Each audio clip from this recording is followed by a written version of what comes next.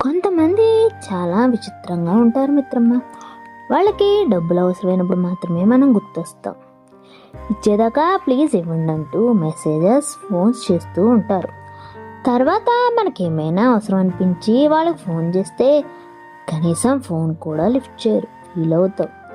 ఇంకెప్పుడు ఎవరికి హెల్ప్ చేయకూడదని మనకు అనిపిస్తుంది. మళ్ళీ వాళ్ళ ఏడుపు మెసేజెస్ చూసి మళ్ళీ డబ్బులు ఇస్తాం.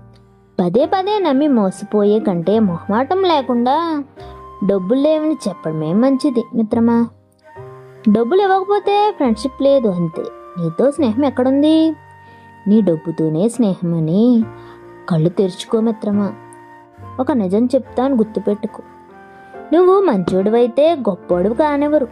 డబ్బు లేకపోతే కనీసం నీ వంక చూడరు. మనోళ్లే కదా అని అనుకుంటే పక్కన పెట్టేస్తారు.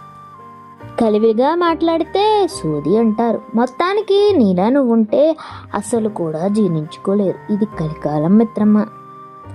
అర్థమైందనుకుంటా. పట్టించుకోవడం లేదని బాధపడద్దు. నిజం తెలుసుకో మిత్రమా. నీ అవసరం లేదు వాళ్ళకని కోరికలు తీరిస్తేనే మొక్కుబళ్ళు చెల్లిస్తారు దేవుడికి. లేకపోతే దేవుణ్ణి మార్చేసుకునే రోజులు ఇవి. జాగ్రత్త సుమి.